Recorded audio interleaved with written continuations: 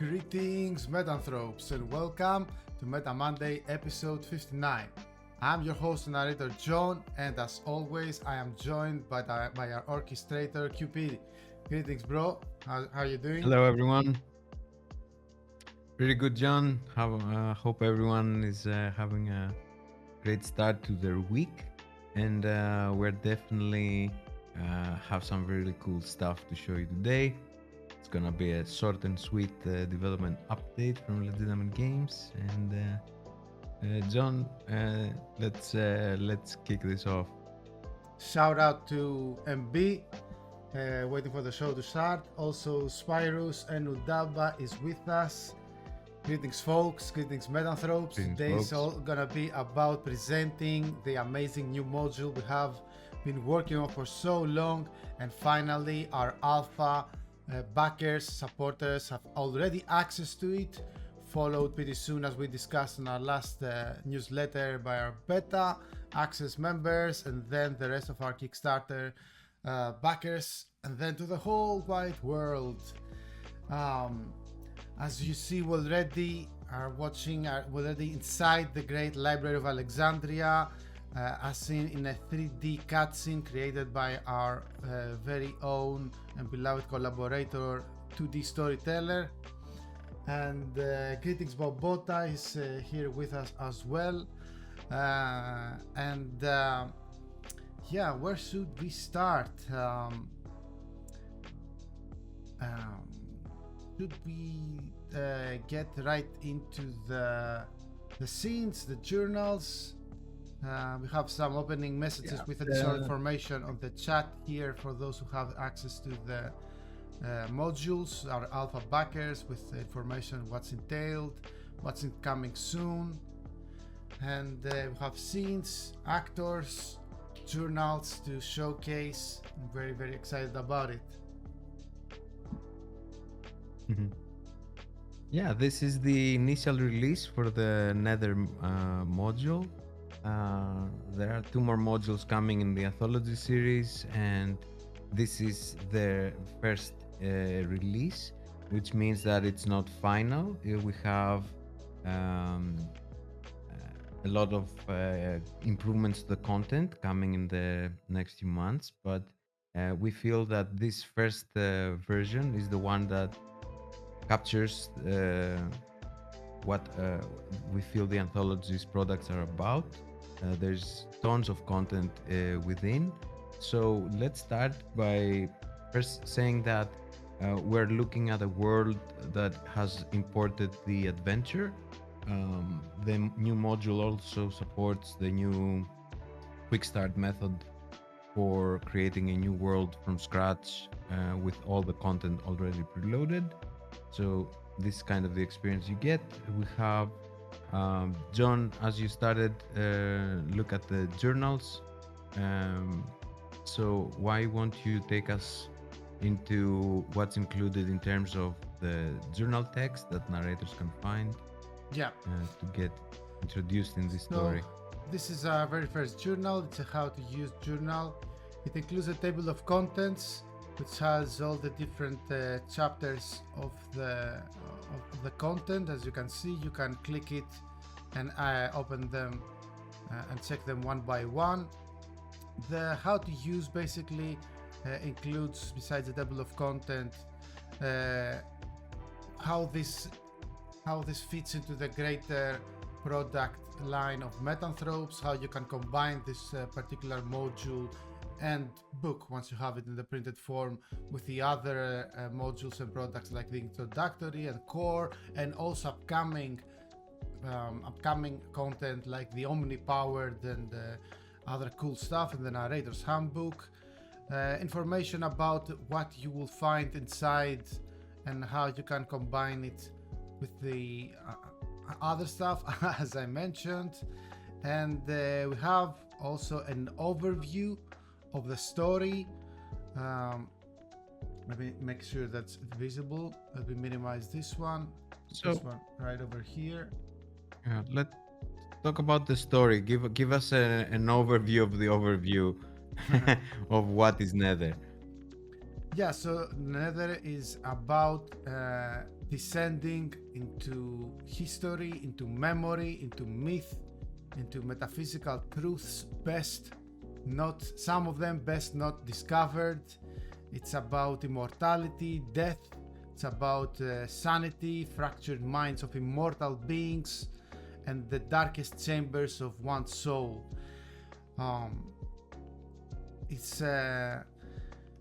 It explores ancient secrets, forgotten technologies, and theoretical constructs left behind by the greatest minds of timelines of many eras. There are some important questions that you can ask your players as a narrator before you begin the story, about how often does your protagonist think about death. Did they believe in afterlife before they embark on their journey? Did they believe in existence of advanced ancient civilizations whose technology surpassed even our own, just to gauge on the mindset of your protagonists, of the players and their protagonists as a narrator. Then, as for the story itself, it's a very thorough journey that begins in a timeline far, far away. But at the center of it all stands our enigmatic concert master Akkadi, also known as the Magistrate, and his views and position as an important metanthrope throughout the whole history that's taken place. And it takes us back to the Library of Alexandria, exactly after the first burning, when Julius Caesar wanted to burn his fleet in order for his enemies not to capture it, but the fire got out of hand, and thus we had this catastrophic event of losing so much lost wisdom in the Library of Alexandria. There are some rumors that many parts of the library that were cindered included knowledge that even in real life, and not just the Metanthropes multiverse, could have changed the course of history. And since Nether, the title itself, is all about a dimension that exists in the past of the timeline, and everything that has died, everything that has been destroyed, everything that has been erased and forgotten resides there. This is all where the knowledge and information will be stored, and not just from this timeline, but across the multiverse. So theorems, secrets, and everything else found and lost will be part of this story. I won't get into the super details of it all because it's a pretty thorough story with many interplexing factors, deep character motives, geopolitical interests across many timelines, and a legendary mission set in an ancient timeline, a catastrophic timeline, encounters with the overarching enemy of this whole game, really, the omni threat, something that the less you know at this point, the less your mind will be in trouble and your sanity. And it takes us through this legendary mission and what happened there. Yeah. So we've loaded up the map and background. This is the Alexandrian chapter house of the Sumerian Kings faction. One of the 10 major factions in the game is introduced as part of this module, the Sumerian Kings. They are, for those of you who remember in the introductory, you've met Savo, Stakian. That NPC from the introductory is a member of the Sumerian Kings faction, and essentially he's the mission giver for this mission that takes place in the Library of Alexandria. So the coalition will be transported to this Alexandrian chapter house. Tell us a little bit about this location, John? Uh, Yeah, I'm slowly placing what's through behind it? What's behind it? the map. um, well, everything that has been destroyed in the Great Fire of Alexandria now resides in Nether, and this whole chapter house of the Sumerian kings is inside this dimension, the Nether dimension. And the Sumerian kings is a faction that's all about secrets and safeguarding knowledge. And yeah, let's we shall go through the maps and every room in detail. But yeah, throughout the story, the protagonists can explore the ancient Library of Alexandria. They can go to the Great Pharos, the great lighthouse of Alexandria, which was one of the 7 wonders of the archaic world. They can witness the power of analog archives, the eternal souls, and advanced technologies hidden from history. They can encounter entities, the black flames of the nether dimension, incarnations of annihilation and oblivion itself. They can face their own personal repressed memories and their past and realize that some secrets, some truths were buried for a reason. They can discover the origins of all metanthrope kind and have first contact with forces beyond comprehension, navigate between truth, heresy, prophecy and manipulation, but as well as loyalty and betrayal, and confront the almighty, wise and immortal concert master, who is, without much spoilers, rebelling against the conductors of the opera. And here he is in all his glory and animated token, covered in the black flames of Nether. So, the setting, as we discussed, takes place in this ancient world, but the narrator and the players who join this story are not confined necessarily to just Alexandria. They can visit many locations in the ancient world, other chapter houses of the Sumerian kings, other places of great catastrophes and calamities, and explore through Nether. And the mission itself will be very important for the faction of the Sumerian kings, as a very important member, that is Concert Master Akkadi, the magistrate, has become excommunicado, raising all kinds of suspicions, not just for the faction and the faction politics, but the whole balance of metanthropes throughout the multiverse. Pretty cool stuff. So how about we go through a review of the map now, and show all the cool stuff that we have in store, not just the map itself, but journal notes, dynamic lighting already set up,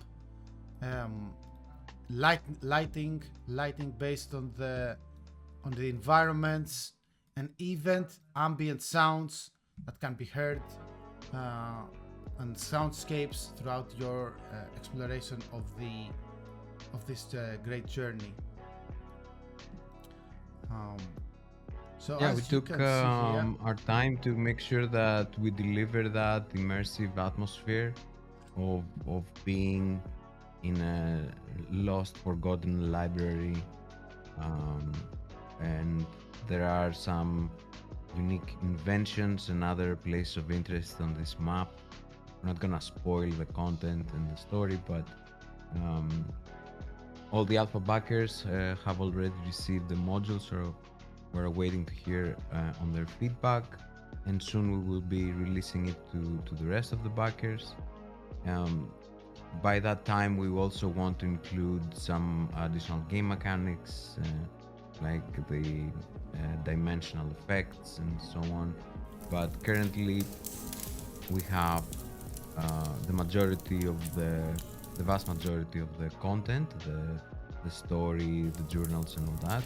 We have everything linked to the maps.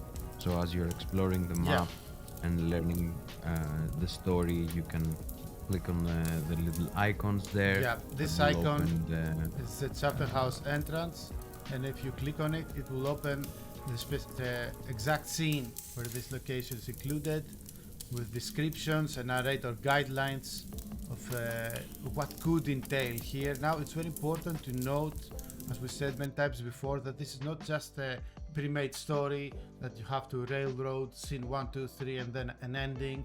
It's a bespoke world with characters with deep backgrounds and conflicting interests and greater politics of the whole multiverse at play. And there are many ways that the players can explore. They can enter through stealth and reconnaissance and learn what they can. They can mingle into the politics. You can always go guns blazing and kick everyone's ass if you really want to. There are many ways that you can play this out, and we have different resolutions, suggestions, and even use of meta powers for each scene. For example, for the first scenes, we have suggestions. If your players have those type of meta powers, let's say for example, Control Earth finds extensive application here as everything is made of stone. So how could, if one of my players has this particular meta power, influence the environment, what opportunities could arise, as well as for their perks and the role plays that have chosen. If let's say I am an anachronistic character, obviously I'm outside of my era, and this could offer rich roleplay opportunities. But yeah, going back to the map. Yeah, and this is pretty much for every room, for every location. There's a brief explanation of the various ways you can approach it, because in the concept of the anthologies module, the series as a whole, we don't want to have a single story that you railroad, that you play once and you're done. The concept is that depending on your overarching story that you want to put forward for your coalition, for your party, you can either use the library as a resource of knowledge where your coalition can go and learn. You can use it as a hub that transcends dimensions and lets you connect to either powerful artifacts or pathways to other dimensions in the story. There are many opportunities to use this content, and a lot of story hooks and whatnot to get all the NPCs included. If I would suggest people interacting with this for the first to go, I guess, to the magistrate, learn about the magistrate, what is his background and what's his story, why is there a mission that suddenly needs to happen to bring in line the magistrate, why did he stray away, what did he discover, and by understanding what's at stake as a narrator yourself, you can then suggest to your John, how would you, or rather let me pose this as a question, John, how would you would suggest a new narrator picks up this module and discovers the world?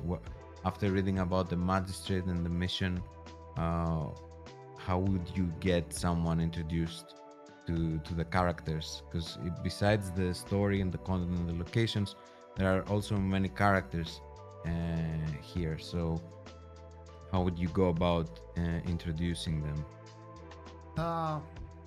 Well, for me, a narrator that goes through the story and the various scenes, various resolutions, and understands the mindset behind every character can heavily rely on the decisions of their players of how they want to explore it. So it's not about the question about how the narrator would present, about how the players want to explore it. And not just the type of, I want to infiltrate guns blazing or go stealth or go roleplay mode on. It's about where do my metanthrope, my character, but also our team, our coalition of metanthropes want to stand in all of this. Do they want to take active part the inter-timeline geopolitical conflicts and interfaction politics, or we are just here to explore the Nether and learn ancient histories and ancient theorems and converse with the spirits and the great minds of the past, from Eratosthenes to Aristotle or whoever it may be. So it's not a question about how would I suggest another narrative to explore. It's about how the groups, each individual group wants to explore it and enjoy it.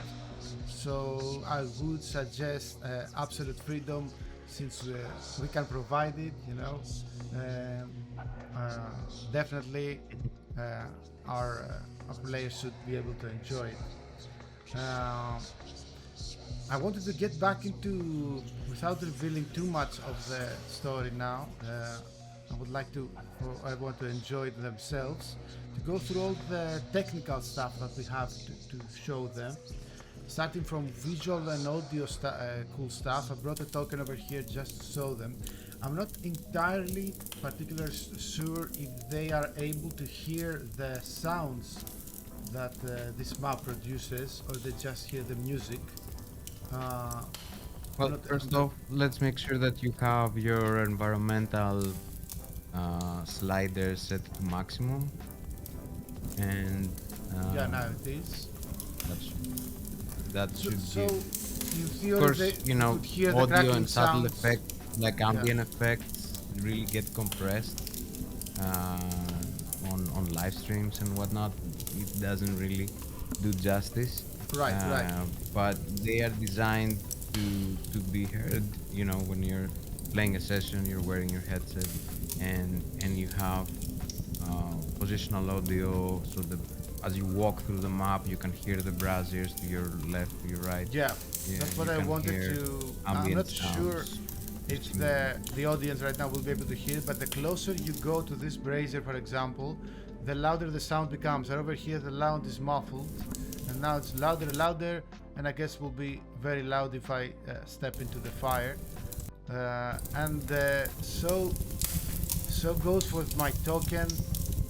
It's being illuminated by the source of light that's in the brazier over here, the closer I get to it.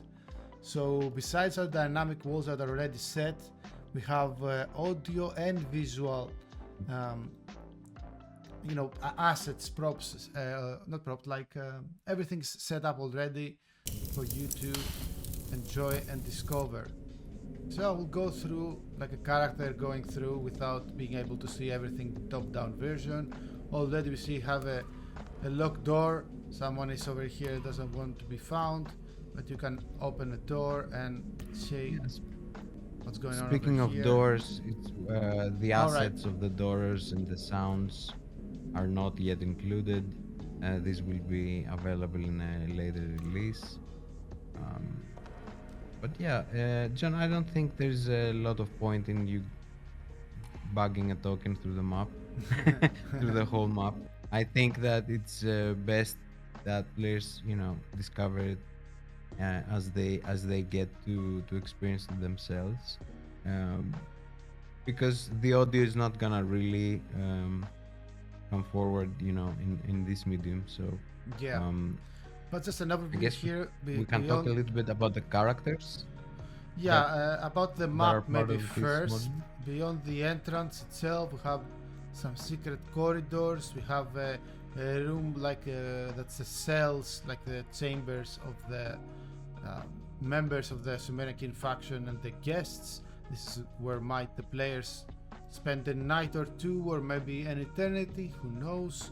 We have over here the actual library, where tons and tons of scrolls are being kept with various theorems and designs and poems and alternate histories. So we also have a variety of characters, as you suggested, from Cynthia of Samothrace and to Eratosthenes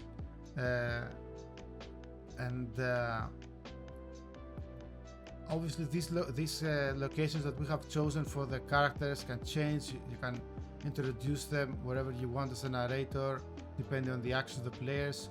We have a vault of inventions here with lots of steampunk-like inventions lost in time and alchemical contraptions like the infamous Greek fire that could burn on water, or like the Viking sandstone, or like elixirs that can grant maybe even immortality.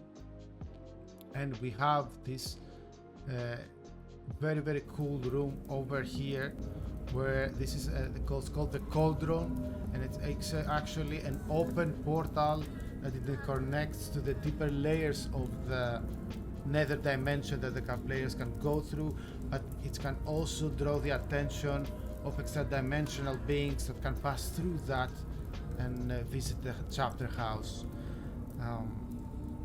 We have a grand hall for lectures that may or may not be a great place to introduce the magistrate, but also can be a place where the players can, have their own oratory lectures and share their knowledge. And we have a great hall of statues and skulls, where statues of great thinkers can be found, and also like this one, but also powerful extra-dimensional entities, some benign, some hostile, some somewhere in between. So the players, after those who have access to this content, after going through the overview, they can learn a lot of information about the Sumerian King faction itself, about what the faction is about, how the recruitment process of other metanthropes happens, the hierarchy, outposts, allies, missions, arsenals, and of course politics and secrets of this particular faction. We have tons of information about the nether dimension itself. What are these black flames? What are the dangers? How my perceptions change when I'm inside? How movement, life, death, and of course where the various entities that can be found there.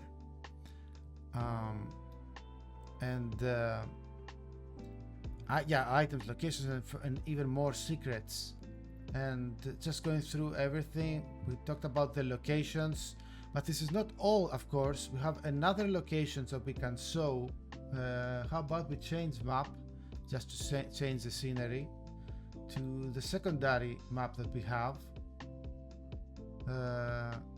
which is an archaic desert set in the ancient world that could take place for scenes of exploration, or even combat encounters in other dimension. Very dangerous place where you cannot only lose your health, but your sanity, memories, and many other dangers arise. But you can also discover things that have never been discovered before. This is a very large map in scale compared to the previous one, full of ruins, and the Arriven, the recently dead, might be confused, might be stressed, might be helpless. The players can interact with them, and but also ancient automatons of bygone civilizations can be found. And over here we have very cool soundscapes, and I'm not sure again if you can hear them, but we have very cool soundscapes that create a very immersive atmosphere. And hidden can be found very powerful entities, as this incarnation of annihilation, draining the life force out of this Arriven. It's a very large map of very many things that players can interact with and explore. It's Pretty cool map, isn't it, bro? Yeah, the whole idea here is that players can enter through various ways, and once we also include the dimensional effects that traveling through the either dimension, the neither dimension would create for this setting, for this location, I think it would make it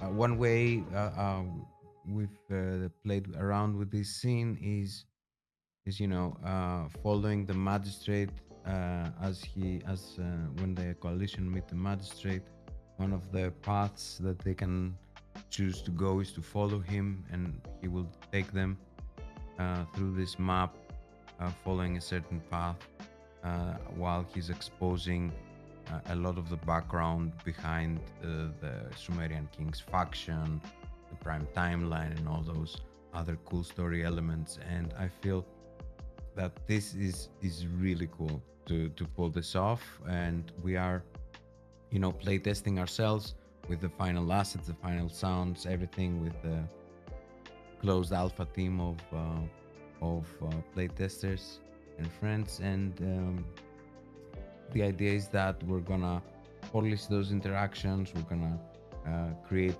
more guidance in places where we need in the journals, although the journals are very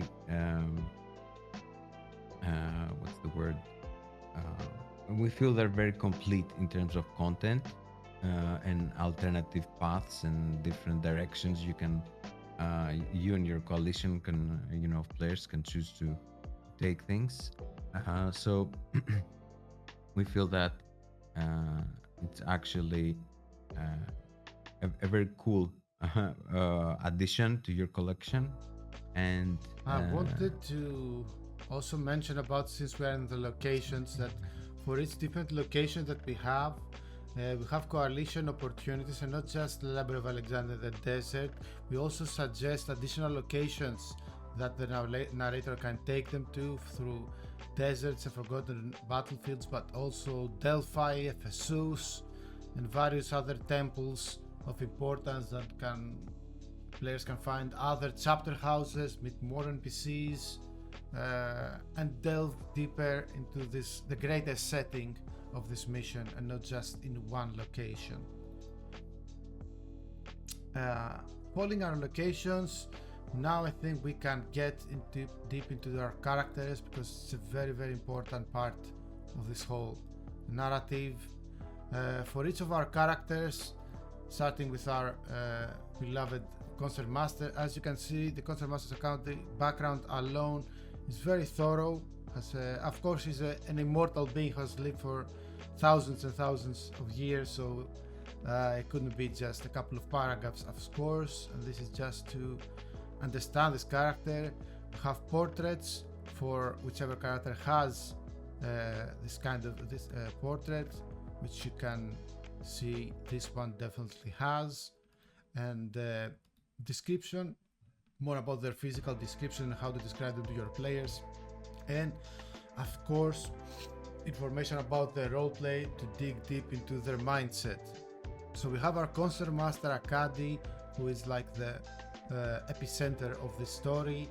We have our quest giver, initially introduced, as you said, Savo Tsutakian, in the introductory story. Now we learn the truth about who he is, and he is also an immortal being with a very, very long, thorough and interesting story, and we learn more about who he really is and what his real motives are. We have new characters like Laika Istra. We have another Sumerian king. We have Eratosthenes, who is actually based on a real-life historian, which is now like a ghost, basically, an anima of this character, acting as a chief librarian of the chapter house. We have Kynthia of Ephesus. It's Ephesus, not Samothrace, as I said before, by the way. who has interesting who has interests, maybe conflicting interests, and yeah, I don't want to really spoil the stories. I'm just going through the characters. Olivier, an occultist with an also interesting background that can't wait for players to read and explore. And besides those named key NPCs, we have others like Scholar, Disciples, and of course the extra dimensional entities, which are not particularly named NPCs, but are entities that you can create as encounters, combat encounters, or like mystery solving encounters, or various ways of roleplay them through powerful animas, to even more powerful incarnations, which are basically personifications of the very aspect of this dimension itself. So yeah, lots of ways that you can have your players interact with this whole colorful cast of characters. And yeah, and really juicy backgrounds and roleplay information will really help you to plug these characters in various places along your stories. So it's not like these are main. I mean, they have a purpose being in this Nether story, but as a characters, they're designed to all fit together in a grander scheme and in a grander setting. So lots of cool backstories, lots of cool motivations and side quests, opportunities, for a lot of interactions with players. So let's jump into the scenes next, which are different scenes that the narrator can take as a guideline or take as an inspiration and implement them into their own scenes and add as many between scenes as they want, and personal and follow the personal storylines of their characters. But for each scene, besides the description of the setting, what the scene is about, what outcomes could happen, we have narrator guidelines of how to set up the proper mood and atmosphere for each scene. As I mentioned before, we have for each and every scene meta power and roleplay and perks use, because this game has a lot of options for their players, and we wanted to help you take advantage of that and not feel, whoa, how could my players interact with this. We give you lots of ideas of how to create memorable encounters of each scene, and we also have some scene images that you can show. Maybe this one you show to your players once they enter the library of Alexandria itself, the Hall of Knowledge. Take advantage of introducing Eratosthenes and Cynthia and all the various disciples and acolytes and scholars that can be found. So yeah, we have many scenes getting deeper into descending into darkness and into madness and into this the lore of this game, especially with deep nether and the amazing discoveries that lie within. We also have a briefing and a post-mission suggestion how you could conclude the story. But speaking of conclusions of the story, the last thing I think we want to show you today is the resolutions, because it's not like the ending, like this is how to end the story. We have these 5 different resolutions that you can take inspiration about how could this story really play out by going through the main storyline, but also just exploring the world and its dangers, about the divisions that can happen not just in the greater multiverse and the factions, but the coalition itself, and how could things could go really, really bad for everyone involved by encountering fractions of the Omni threat itself. And yeah, can't wait to see how various narrators will choose to include their players into this brave new world and explore, learn from it, adapt, and change the world that around them.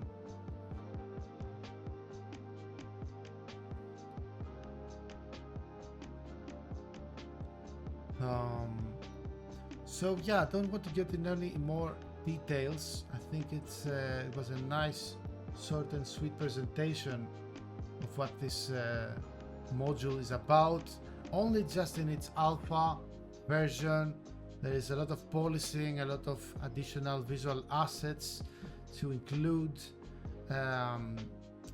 more short stories and preludes, detailed and expanded cutscenes as the one that you see right now, other quality of life stuff, improvement of quality of life, automations, lexicons to guide you, balancing of course of all these characters. We are just beginning a new saga with our closed alpha members, which have been with us from the very beginning to playtest the maps, playtest the encounters, playtest all the various options and endings. And above everything, I think at this point we're excited to hear for your feedback, first from the alpha supporters, then to beta, and then to everyone else, because you can really influence the game. We want to be influenced by you and your directions, and through little details to everything you have. It's really actually very important to us, and we can't wait to hear what you have to say.